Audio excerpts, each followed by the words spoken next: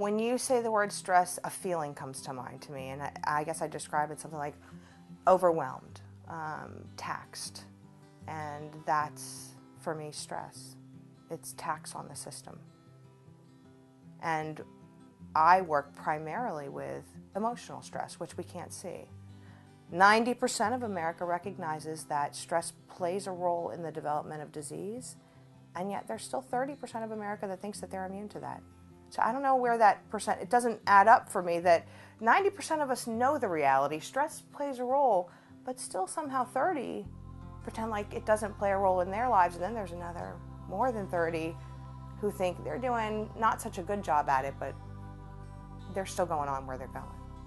Stress, obesity, and depression all go together. I mentioned that people who are obese experience more stress than people who are not. People who are depressed experience more stress than people who are not.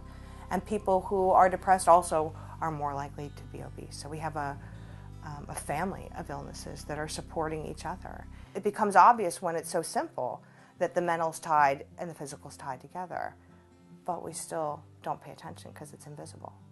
It's been a rough week at work. I'm having a glass of wine tonight. I deserve to party this weekend. It's been too crazy of a day. We're just ordering pizza tonight. I can't deal with making dinner. I'd say those are some unhealthy ways to cope with stress. Some other unhealthy ways are tuning into the TV and tuning out of reality. Not talking about it. Pretending like it doesn't exist. And healthy ways to cope are starting to break it down and address whatever it is that's creating stress. If it's stress about having to take a test, reading the chapter.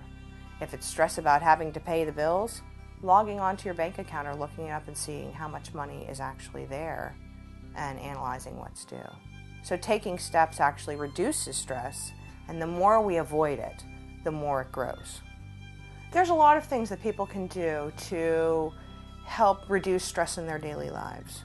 Routine is one of the greatest ways to reduce stress. I talked about decision making, and the more routine we are in how we do things, the less decisions that we have to make. Planning to have an exercise class at the end of your night where you're feeling stressed and tired, and you might want a glass of wine, instead signing up to take a yoga class or a Tai Chi class to help relax you and cope in a positive way.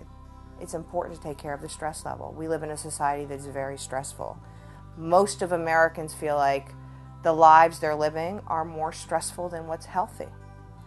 At the point where people come Googling about stress, I think they've reached a place where they feel they can't handle it anymore. And that's typically a place where people need help. There's a lot of ways for self-help as starters, things that people can do to reduce stress. Take a walk, read a book, become mindful. Mindfulness is really helpful in reducing stress. Yoga, exercise, talking to friends, lots of self-wellness and maintaining balance. But if those strategies aren't working, then you might need a higher level of strategies. If you're not even doing any of those strategies, that's certainly a place to start, is some self-care.